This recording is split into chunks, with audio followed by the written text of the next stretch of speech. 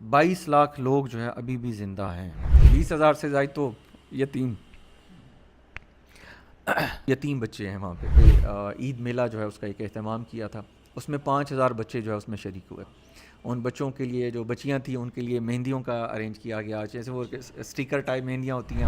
ان لوگوں نے کہا کہ ہم کئی مہینوں سے ان بچوں کے ہم نے روتے ہوئے افسردہ چہرے دیکھے ہیں, آج ہم نے ان کو ہنستے ہوئے مسکراتے ہوئے اور کھلکھلاتے ہوئے ان کو ہم دیکھ رہے ہیں. آپ اس سے اندازہ لگا لیں کہ صرف واش رومز کے لیے لوگوں کو صبح سے کھڑے ہو کر دوپہر میں جا کے کسی کا نمبر آتا ہے. آپ جب ڈونیشن لوگوں سے لیتے ہیں, لے لیا آپ نے, اب وہ وہاں پہنچانا بھی تو ایک چیلنج ہے, کیونکہ بینکنگ سیکٹر, پورا بینکنگ لائن سسٹم سارا, وہ تو سارا تباہ ہوگا وہاں.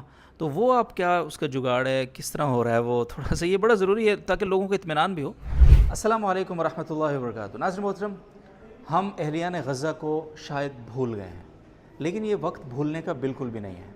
آج اس ویڈیو کا, اس ولاگ کا مقصد اپنے ان مظلوم مقہور بہن بھائیوں کو دوبارہ سے یاد کرنا ہے اور اپنے آپ کو ریکال کرنا ہے.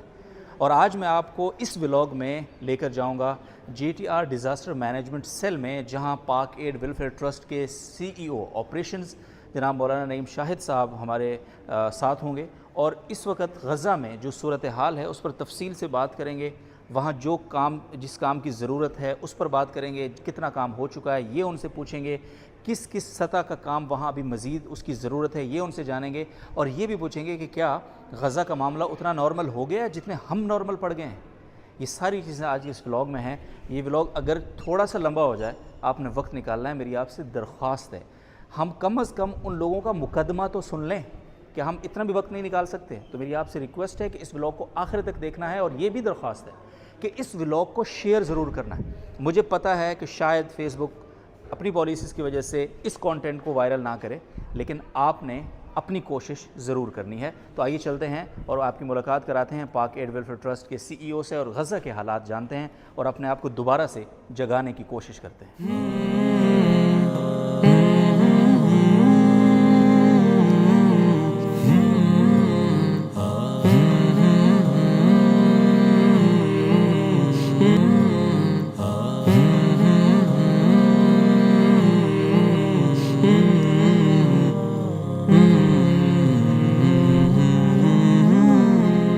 السلام علیکم ورحمۃ اللہ وبرکاتہ. حضرات ماشاء اللہ خیریت سے ہیں, طبیعت ٹھیک ہے؟ آپ خیریت سے ہیں؟ الحمد للہ, اللہ کا شکر. جی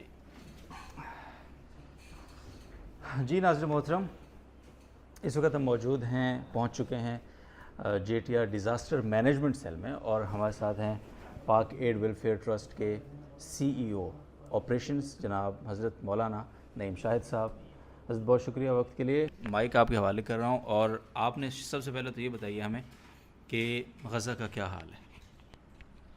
بسم اللہ الرحمن الرحیم. جزاکم اللہ خیرہ. مولانا عبدالودود صاحب, آپ حضرات ہیں جو ماشاءاللہ ان چیزوں پر یا ایسے ایشوز پر جن کو میرے خیال میں ہم وقت کے ساتھ ساتھ جس کو ہم کہہ سکتے ہیں کہ لوگ اس کو بھولتے جا رہے ہیں, اور لیکن ان کی اہمیت اور افادیت اپنی جگہ پہ اسی طرح قائم ہے جیسے پہلے دن میں تھی.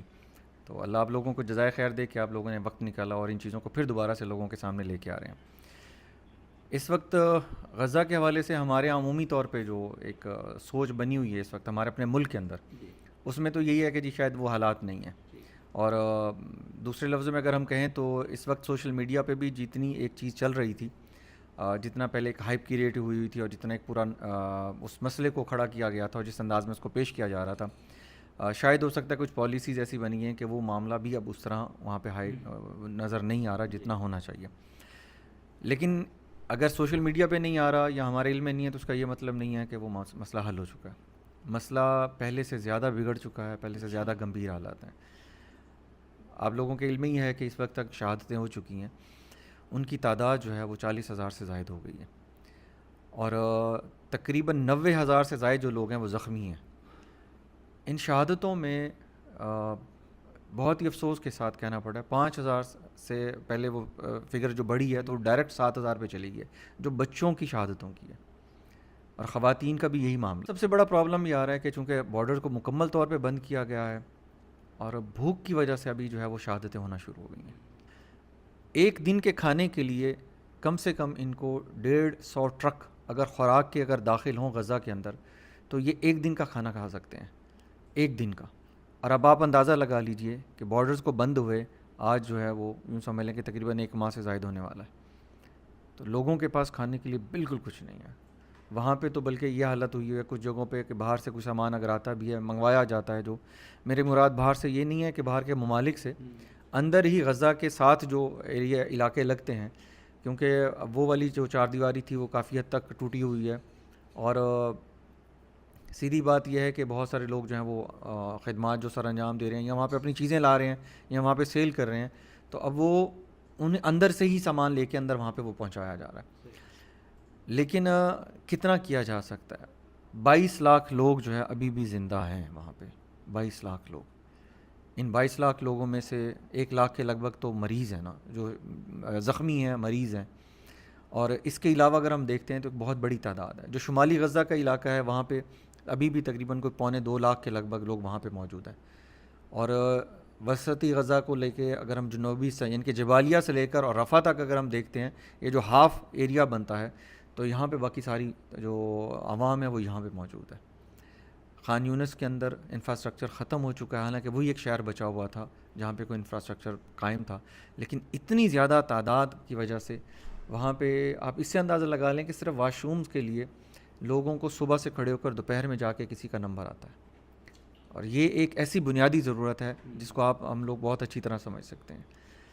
اگر اس وقت میں آپ سے تھوڑا سا پوچھوں کہ جو کرائسس ہوتا آپ نے بتایا, کتنے برے حالات ہیں یہ بھی آپ نے بتا دیا. اب پاکیڈ ہے یا دیگر ادارے, ظاہر ہر کوئی اپنی بساط بھر کام کر رہا ہے, کوشش کر رہا ہے, اور یہ بھی ایک چیلنج ہے کہ بارڈر بند ہے. تو پاکیڈ جو ہے وہ کس طرح سے کام کر رہا ہے, اور اب تک اگر میں آپ سے اعداد و شمار کے آئینے میں پوچھوں تو اللہ کی توفیق کتنی ہوئی ہے کتنا کام کرنے کی؟ میں اس کو توفیق کا یہاں لفظ استعمال کروں گا بیکاز کہ ہر کسی کے نصیب میں ہے نہیں کہ اس مشکل وقت میں اپنے بھائیوں کے لیے کھڑا ہو سکے. یہ صرف پیسے کی گیم نہیں ہے, یہ توفیق کی بات ہے. تو کتنی توفیق ملی ہے اب تک پاکیڈ کو کہ اس نے وہاں پہ, اگر میں فگرز میں پوچھوں اعداد و شمار میں, تاکہ ہمارے لوگوں کو حوصلہ ہو تھوڑا سا کہ الحمدللہ یہاں سے کام ہو رہا ہے, کب سے ہو رہا ہے, اور اب اس وقت کیا سرگرمیاں, تھوڑی اپنی سرگرمیوں کی, اپنے کنٹریبیوشن کی, اپنی کوشش کی تفصیل تھوڑی سی پلیز. جی یہ بالکل آپ کی بات صحیح ہے کہ اللہ کی توفیق سے ہی جو ہے وہ کچھ وہاں پہ کام ہو رہا ہے اور اللہ کی مدد سے ہی ہو رہا ہے, ورنہ وہاں کی جو صورت حال ہے اور جو حالات ہیں اس میں کام کرنا تقریباً ناممکن بنا دیا ان لوگوں نے. ابھی الحمدللہ پاکیٹ کے ساتھ اور بھی بہت سارے ادارے ہیں ماشاءاللہ جو بہت اچھا کام کر رہے ہیں, لیکن ہمارے اداروں کا فوکس زیادہ جو رہا ہے, بڑے اداروں کا, ان کا فوکس رہا ہے کہ وہ یہاں سے سامان بھیجتے تھے مصر میں, اور ایجپٹ کے اندر وہاں سے اسکندریہ کے ذریعے بھی جاتا رہا, اسکندریہ پورٹ کے ذریعے بھی, دیگر وہاں سے پھر جب سامان آتا تھا رفح بارڈر کے پاس, تو وہاں سے آگے جگہ بند ہونے کی وجہ سے یا راستہ بند ہونے کی وجہ سے پرابلم تھی. بلا مبالغہ سینکڑوں نہیں ہزاروں ٹرکوں اور ٹرالوں کے اندر خوراک پڑی خراب ہو گئی. اور وہاں پہ جو بڑے ویئر ہاؤسز لیے گئے تھے, وہ ویئر ہاؤسز بھی جن حضرات نے لیے تھے یا جن بڑی آرگنائزیشنز لینے دنیا بھر سے لیے تھے, ایک تو ان کے کرائے بہت زیادہ تھے, دوسرا یہ ہوا کہ کراسنگ کے نہ ہونے کی وجہ سے وہاں پہ لوگ بعض اوقات وہ کرایوں کو ان کے کرایوں کی وجہ سے وہ سامان چھوڑ کے وہاں سے وہ چلے گئے کہ اس کی ہم مزید اس کو ادائیگی نہیں کی جا سکتی. اس حد تک یعنی کہ وہاں کی سچویشن بنا گئی, بہت زیادہ. تو اندر بھی پھر یہ ہوا کہ جب بھیجا جا رہا تھا تو اندر پورا ایک طبقہ وہ تھا وہاں کی عوام کا جو کہ وہاں پہ بھی ایسے لوگ موجود تھے جو دیگر ایریا سے جو آ رہا تھا سامان, تو اس کو وہ باقاعدہ ٹرکوں کو وہاں سے ضائع کر رہے تھے سامان وغیرہ. لیکن انہی میں ہی کچھ لوگ اللہ تعالیٰ نے ایسے بھی کھڑے کر دیے جنہوں نے باقاعدہ اس سامان کو وہاں پہنچانے کی بھی ذمہ داری لی, اور انہی لوگوں میں سے تھے جو اللہ ان کو جزائے خیر دے. اللہ کے فضل سے ابھی تک جو پاکیڈ نے جو خدمات سر انجام دی ہیں, ایک محتاط اندازے کے مطابق الحمدللہ ہم لوگ تقریباً 50 کروڑ سے زائد جو ہے وہ الحمدللہ ہم لوگ ابھی تک خدمات سر انجام دے چکے ہیں, جس میں مختلف قسم کے اجناس بھی اس میں شامل ہیں. کچھ کھانے پینے کی مد میں ہمارے تقریباً اس وقت تک 26 پروجیکٹس جو ہیں نا وہ وہاں پہ غزہ کے اندر ہوئے ہیں. اور یہ ایک پروجیکٹ سے مطلب ہے کہ جیسے کھانے کا ہے تو کھانے کا ایک پروجیکٹ ہے جو پکایا کھانا, وہ ہمارا الحمدللہ تسلسل سے چل رہا ہے. پانی کا ہے تو پانی, جی وہ ڈیلی کی بنیاد پہ چل رہا ہے. جو پانی کا ہے وہ ڈیلی کی بنیاد پہ وہ چل رہا ہے, پینے والا پانی خاص طور پہ اس کے حوالے سے. اسی طرح پھر وہ جو بنیادی ضروریات ہیں جیسے کپڑوں کی تقسیم ہو گئی, جوتوں کی تقسیم ہو گئی, اسی طرح جو ان کو شیلٹرز وغیرہ ہم نے دیے.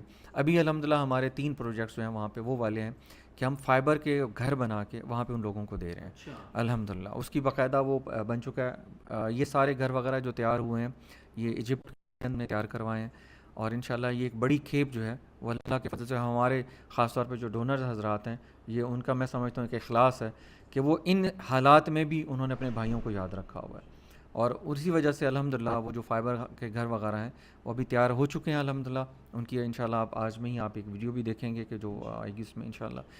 تو وہ گھر وہ باقاعدہ طور پہ جیسے ہی رفع ان کا اوپن ہوگا تو باقاعدہ ٹرالرز پر ان تمام گھروں کو وہاں پہ جا کے ڈسٹریبیوٹ کیا جائے گا. اس میں اوپن ہو رہا ہے وقتاً فوقتاً، تھوڑا سا اوپن کرتے ہیں، پھر 10-12 ٹرک چلے جاتے ہیں، پھر بند کرتے ہیں. تو اب انشاءاللہ امید ہے کہ ہمارے ٹرک وغیرہ جو ہے نا اس میں، کیونکہ 2 انٹرنیشنل آرگنائزیشنز ہیں جو ان کے ساتھ ہم مل کے کام اس پہ کر رہے ہیں، تو انہوں نے اس چیز کو الحمدللہ اہمیت دی ہے. کہ الحمدللہ پاکیڈ کا امتیاز یہ ہے کہ انہوں نے اپنے طور پہ کوئی بھی سرگرمی کرنے کے بجائے جو وہاں پہ انٹرنیشنل آرگنائزیشنز تھیں جن کی ایک کریڈیبلٹی ہے، جن کو ایکسیس ہوتا ہے، ان حالات میں بھی ان کو ایکسیس ہوتا ہے، بہرحال ان کے ساتھ ان کے ایم او یوز ہوئے پہلے سے ہوئے تھے الحمدللہ، جو ان حالات میں فائدہ ہو رہا ہے ان کا. اور ان کا سب سے ایک میں بات انشاءاللہ پوچھوں گا بھی کہ جو پلس پوائنٹ ہے کہ یہ رفع بارڈر پہ ڈیپینڈ نہیں ہے، یہ اس پہ ڈیپینڈ نہیں کرتے کہ وہ بارڈر کھلے گا خوراک جائے گی، نہیں. ماشاءاللہ ہم نے پچھلے پوڈ کاسٹ میں بھی سنا، اور ابھی بھی میں چاہوں گا تھوڑا سا اس کو بیان کریں کہ وہیں سے مقامی جگہ سے جو انہوں نے بتایا کہ کچھ ایریے جو ہے جہاں پہ جنگ زدہ ایریا نہیں ہے کچھ، تو وہیں سے چیزیں خرید کے لوگوں کو پہنچانا. تو اس لیے پاکیٹ جو ڈونیشن بھی میرے خیال ہے لے رہا ہے تو وہ یعنی بہت زیادہ جو سالڈ اشیاء ہیں ان میں نہیں لے رہا، وہ کیش کی صورت میں ہی لے رہا ہے، ڈالرز کی صورت میں. چونکہ ڈالرز اچھا، یہ تھوڑا سا مجھے لوگوں کی دلچسپی بھی ہوگی اس سوال میں، تھوڑا سا یہ بھی بتائیں کہ آپ جب ڈونیشن لوگوں سے لیتے ہیں، لے لیا آپ نے، اب وہ وہاں پہنچانا بھی تو ایک چیلنج ہے، کیونکہ بینکنگ سیکٹر پورا بینکنگ لائن سسٹم سارا وہ تو سارا تباہ ہوگا وہاں. تو وہ آپ کیا اس کا جگاڑ ہے، کس طرح ہو رہا ہے وہ تھوڑا سا یہ بڑا ضروری ہے تاکہ لوگوں کو اطمینان بھی ہو. تھوڑا سا یہ بھی بتائیں. اور جو آپ کے پروجیکٹس کھانے کے حوالے سے، اس میں جو میں چاہتا ہوں خاص طور پہ خدمات انجام دینے والے، اس وقت تو پاکیٹ ماشاءاللہ وہ ادارہ ہے کہ جس کے پیرول پہ فلسطینی بہن بھائی ماشاءاللہ کام کر رہے ہیں، یعنی باقاعدہ پاکیٹ ان کو پے کر رہا ہے، تو یہ بڑی بات ہے الحمدللہ. تو ایک تو اپنے کام کا تھوڑا سا طریقہ کار، اور یہ جو آپ پیمنٹ وہاں تک پہنچانے کا جو آپ کا ایک راستہ ہے، تھوڑا سا یہ بتائیں اگر بہت سیکریٹ نہ ہو تو. جزاکم اللہ خیر. اصل میں کام کا طریقہ کار تو ہم نے آپ کو بتایا کہ ہمارے بہت بڑے جو پاکستان کے بہت بڑے ادارے ہیں، دنیا بھر کے بڑے بڑے اداروں نے، انہوں نے فوکس کیا رفح کراسنگ کو کہ یہاں سے سامان بھیجا ہے. دیکھا جائے تو یہ ایک اچھا اور بہتر حل تھا، بشرطے کہ اگر وہ کراسنگ کو اوپن رکھتے، اگر وہ اس بارڈرز کو اوپن رکھتے، لیکن بدقسمتی سے ان لوگوں نے اس کو وہ کیا. اب ہوا یہ کہ اس کرائسس سے پہلے ہی بہت سارا سامان جو وہاں پہ لوگوں نے روزانہ 500 سے 600 ٹرک جو ہے وہ جایا کرتے تھے. وہ دیگر چیزیں بھی ہوتی تھی لیکن کھانا پینا بہت زیادہ وہ بھیجا گیا تھا وہاں پہ. تو شروع میں مہینوں میں ہم نے 2-3 مہینوں میں تو وہیں سے ہی ہم نے بڑے بڑے جو ویئر ہاؤسز تھے وہ لیے، اور انہی سے سامان لے کے ہم نے آگے وہیں پہ ڈسٹریبیوشن کی. لیکن کسی کو بھی اندازہ نہیں تھا کہ یہ اتنے لمبے عرصے تک یہ سلسلہ چلے گا. تو جب عرصہ بہت گزرا تو اس میں سب سے بڑا مسئلہ جو آیا وہ یہی آیا کہ اندر خوراک ختم ہو گئی تھی، باہر سے راستہ بند تھا، تو کریں کیا. تو اب ہوا یہ کہ وہاں پہ چونکہ پوری ایک انہوں نے تو اس کو غزہ کو ایک جیل کی شکل دی ہوئی تھی، پوری باؤنڈریز بنی ہوئی تھیں، پورے جنگلے لگے ہوئے تھے، بڑی بڑی جو ہے 18 فٹ کی دیواریں بنائی گئی تھیں. تو اب اس جنگ کی وجہ سے ہوا یہ کہ وہ ساری دیواریں بہت سارے حصوں میں علاقوں میں سے وہ گر گئی. ان کے گرنے کی وجہ سے یہ ہو گیا کہ جہاں پہ وہ دیگر کچھ معاملات ہوئے تو وہاں پہ ایک جیسے کہتے ہیں نا کہ شر میں سے اللہ تعالیٰ نے خیر کا حصہ جو ہے نا وہ نکال دیا.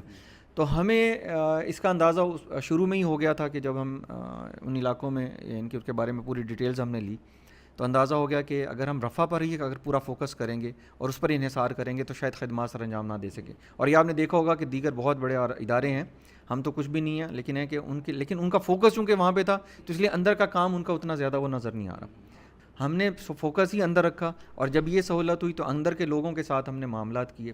انہی کے ذریعے پھر ہم نے قریب کے جو شہر تھے جہاں سے یہ سامان لے جایا جا سکتا تھا، اس میں بہت سارے لوگوں نے جو ہے، اگر میں سچی پوچھوں تو وہ سچی بات میری مجھ سے پوچھے تو میں یہی کہوں گا کہ یہ اللہ تعالیٰ نے ہی کچھ لوگوں کے دلوں کو نرم کیا کہ جس کی وجہ سے وہ سامان اندر آنا شروع ہوا. بہت بڑا بلک میں بڑی تعداد میں بڑے ٹرالر میں نہیں لا سکتے کیونکہ وہ فوراً وہ آتا ہے، چھوٹی گاڑیوں میں سامان جو ہے اس کو منتقل کیا جاتا ہے اور وہ وہیں سے ہم اندر سے لے کر ہی اندر اس کی ڈسٹریبیوشن کرتے ہیں. اس وقت بھی ہماری 4 ٹیمیں جو ہیں وہ چل رہی ہیں اس موجودہ صورتحال میں. پیمنٹ کیسے پہنچاتے ہیں آپ؟ یہ ایک سوال تھا میرا. جی پیمنٹ کا جو معاملہ ہے وہ ظاہر ہے جو حکومتی قوانین ہیں ان کی پاسداری ہر ادارے کے اوپر لازم ہے. ہم لوگ بھی اس کی پوری مکمل پاسداری کرتے ہیں. ہمیں سب سے بڑا ایڈوانٹیج یہ ہے کہ ہمارے جو انٹرنیشنل ڈونرز ہیں ان کی طرف سے ہمیں بڑی سہولت ہو جاتی ہے. وہ لوگ یہ کرتے ہیں کہ وہ وہاں سے ڈائریکٹ ترکیے میں جو ان کے ہیڈ آفیسز وغیرہ ہیں جو ہماری 2 بڑی انٹرنیشنل این جی اوز ہیں ان کے تھرو وہ وہاں پہ پہنچاتے ہیں. اور وہاں پہ ان لوگوں کے لیے ٹریولنگ کرنا کوئی زیادہ ایشو نہیں ہے کیونکہ $50,000 تک وہ آرام سے کیری کر سکتے ہیں انٹرنیشنلی وہ اپنے اس کے اندر بھی. تو اس لیے وہ ہمارا ہر ویک میں جو ہے وہ ان کی طرف سے جو بھی اماؤنٹس آتی ہیں وہ ان کے پاکستان میں آئے بغیر ہی وہاں سے وہ اکثر وہاں پہ چلی جاتی ہیں. تو یہ ایک پروسیس جو ہے نا اس کی وجہ سے یہ ہو جاتا ہے. جی ہماری اس وقت بھی 4 ٹیمیں جو ہیں وہ کام کری ہیں. آرگنائزیشن جو بڑی ہیں ان کے ساتھ تو ہمارا آلریڈی چل ہی رہا ہے. ان کے ساتھ ہم 2 شہروں پر فوکس کیا ہوا ہے. 2 شہروں میں ہمارے اپنے ہی لوگ ہیں. میں نے پچھلی دفعہ بھی عرض کیا تھا کہ ہمارے 22 لوگ شہید ہو گئے جو ہمارے ساتھ ہمارے پہ رول پہ تھے. وہ غزہ کے ہمارے بھائی کچھ کی فیملیز وغیرہ شہید ہوئیں.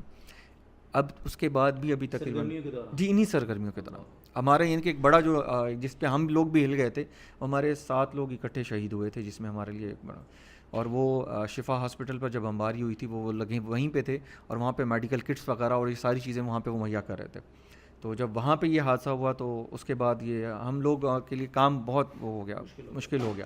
لیکن میں حیران ہوں ان لوگوں کے جذبے کے اوپر کہ جب ہم نے ان سے دیگر کچھ لوگوں سے رابطہ کیا ان سے درخواست کی تو لوگ ایسے تیار ہو گئے. انہوں نے کہا کہ ہم نے جان تو ویسے ہی اللہ کے حضور چلی جائے تو کوئی مسئلہ نہیں ہے. یہ ہے کہ ایک تو ہم پہلے ہی سے ان حالات کو فیس کر رہے ہیں لیکن اگر اس سچویشن میں ہم اپنے بھائیوں کی کسی حد تک مدد کر سکتے ہیں تو ہم خوشی سے کریں گے. تو الحمدللہ ہمارا جو نارتھ کے اندر بھی ہمارے لوگ کام کر رہے ہیں. جبالیہ میں بھی جبالیہ کے ساتھ جیسے میں نے بتایا وہاں کا تعداد کم ہے لیکن بہت زیادہ قسم پرسی کی حالت میں وہ لوگ ہیں. پھر اس کے بعد خان یونس کے اندر اور رفح جو سٹی ہے یہاں پہ. تو یہ 4 جگہوں پہ ہمارے لوگ جو ابھی تک الحمدللہ خدمات سر انجام دے رہے ہیں. کام جیسے میں نے بتایا کہ 26 پروجیکٹس ہمارے جو ہے وہ الحمدللہ وہ چل رہے ہیں. کچھ جو ہے وہ روزانہ کی بنیادوں پر ہیں. وہ جو روزانہ کی ضرورت ہے کھانا سبزی اور اسی طرح کے کچھ اور ضروریاتی چیزیں ہیں جیسے کہ راشن وغیرہ کی ہے یہ ڈسٹریبیوشن یہ ایسی چیزیں ہیں کہ جو ہم فریکوینٹلی جس کو ہم کر رہے ہیں. ہاں البتہ جس میں وہ بڑی بڑی چیزیں جس میں کیا جا رہا ہے پانی کے پروجیکٹس لگا رہے ہیں ہم الحمدللہ. مساجد کی تعمیر ہو رہی ہے وہاں پہ. مساجد کی عارضی تعمیر ہے یعنی کہ ایسا نہیں ہے کہ کوئی اس کی کنسٹرکشن ہو رہی ہے باقاعدہ طور پہ ہم ریکنسٹرکٹ کر رہے ہیں لیکن ہے کہ وہ اس قابل بنا دیتے ہیں کہ اس کے اوپر ایک باقاعدہ ایک چھپرا سا لگ جائے اور اس میں پھر اسی کے اندر ہی اسکول کی تعلیم خاص طور پہ قرآن پاک کی جو ہے تعلیم ہے وہ سلسلہ وہاں پہ شروع ہوا ہوگا. وہاں قربانی بہت مہنگی تھی اس بار تو آپ تھوڑا سا اس کو بھی مختصراً بتا دیں کہ قربانی ماشاءاللہ کتنی بڑے پیمانے پہ ہوئی ہے. اور پھر آپ نے ایک بچوں کے لیے میلہ بھی سجایا وہاں ماشاءاللہ. یہ ایک بڑا یونیک آپ نے ان مشکل حالات میں مسکراہٹیں بانٹنے کا کیا خوبصورت کانسیپٹ تھا. تو ان 2 چیزوں میں آخر میں ضرور میں چاہوں گا آپ بات کریں. جی جزاکم اللہ خیرہ.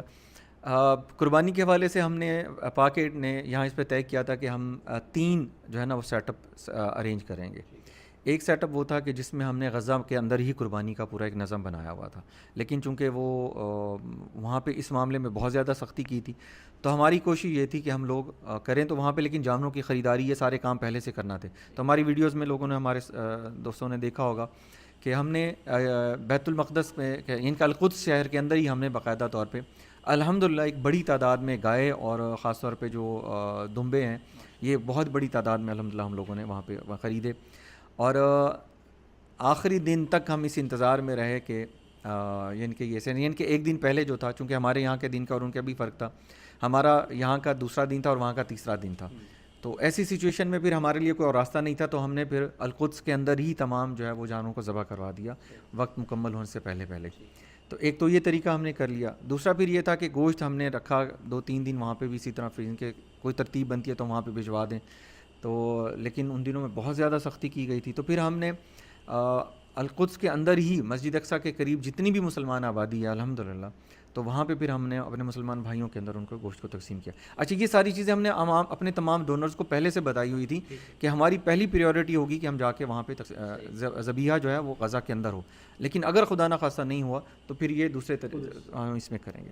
تو ایک تو یہ ہوا اور دوسرا ہم نے طریقہ جو اختیار کیا تھا وہ یہاں پاکستان کے اندر ہم نے قربانیاں جو تھیں وہ باقاعدہ طور پہ یہاں پہ ان کا پورا نظم بنایا گیا اور پھر ان کو باقاعدہ طور پہ قربانی کے ساتھ ہی اسی دوران ہی ان کے بون لیس بنوائے گئے اور بون لیس بنوا کے پھر ان کا باقاعدہ پروسیس کر کے اس کو ٹن پیک کے اندر اس کا جو اس کی پیکنگ ہے ان کے سالن بنا کے باقاعدہ وہ انہی کے ٹیسٹ کے مطابق، ہمارا ٹیسٹ نہیں، یعنی کہ جو عربوں کا اور خاص طور پہ جو فلسطینی لوگ ہیں انہی کی ریسیپیز کو جو ہے نا ہم نے سامنے رکھ کے اپنے یہاں پہ جو لوگ تھے ان کو باقاعدہ اس بارے میں بتایا. اب اسی کے مطابق یہ ہمارا پروسیس جو ابھی چل رہا ہے، کیونکہ یہ کافی ایک بڑی تعداد تھی الحمدللہ، تو اس کی وجہ سے یہ ہے کہ یہ پروسیس ہمارا جیسے ہی یہ مکمل ہو جائے گا تو پھر یہ سارا ہی پورا سامان جو ہے یہ، لیکن یہ جائے گا رفح کے ذریعے، لیکن ہمارے پاس ایکسپائری جو 1 سے 1.5 سال تک کی تو آرام سے ایکسپائری ہے، تو اس لیے یہ پروسیس ہونے کے بعد پھر ایک ریٹارٹ ٹیکنالوجی کے ذریعے اس کی پیکنگ ہوگی، تو اس لیے اس میں بغیر کسی پریزرویٹو کے یہ 1.5 سال تک یہ آرام سے یہ چلے گا.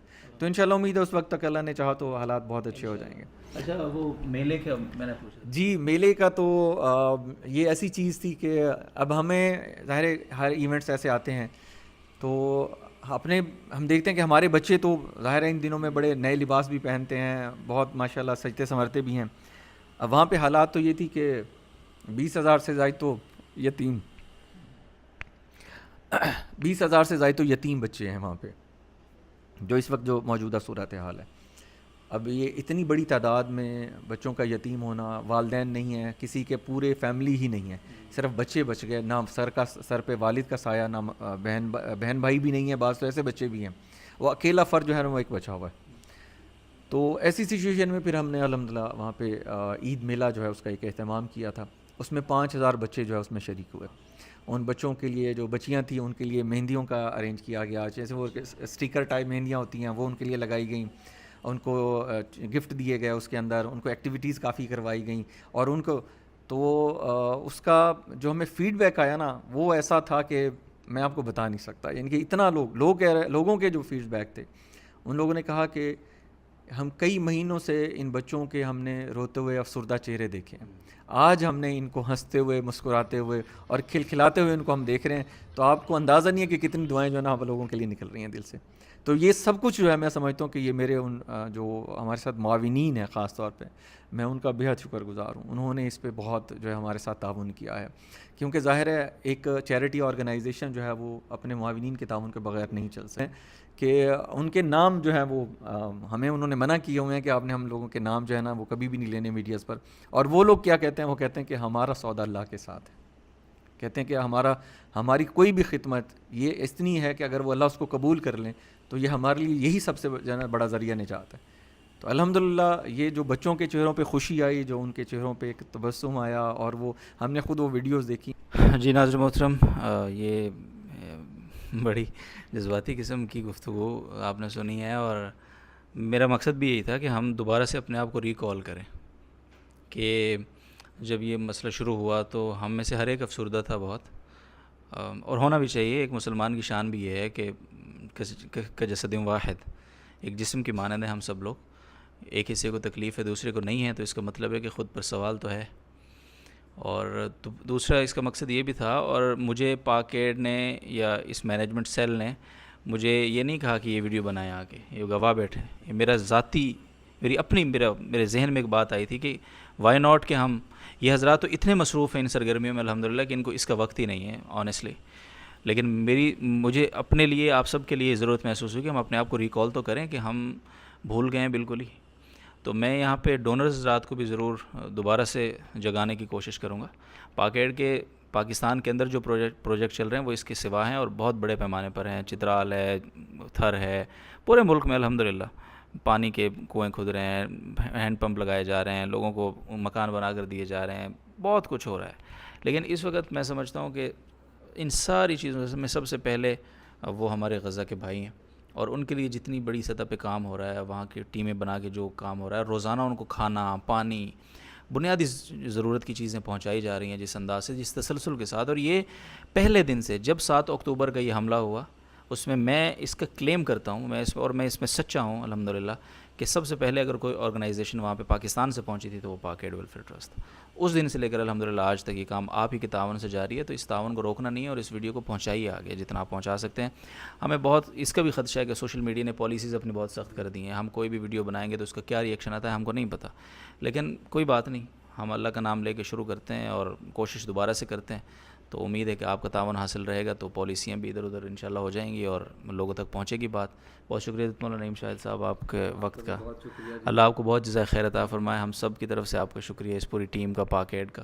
آپ کے ساتھ جتنے لوگ کام کر رہے ہیں فلسطین میں, یہاں پاکستان میں, جو بھی ڈونر ہیں ان سب کے لیے بہت دعائیں, اور آپ سے بھی بہت دعاؤں کی درخواست ہے ان سب کے لیے. اور وہاں جو 22 لوگ شہید ہو چکے ہیں اس کام میں, اس خدمت کو سر انجام دیتے ہوئے, ان کی بلندی درجات کے لیے آپ دعا کریں گے. تو یہ ہم بیسیکلی ہم اپنی بلندی درجات کے لیے دعا کر رہے ہیں. ان کو کیا ظاہر ہے کیا ضرورت ہے, وہ تو شہید ہیں اللہ کے راستے میں. بہت شکریہ آپ سب کا. اجازت دیجیے, خیال رکھیے. اللہ حافظ.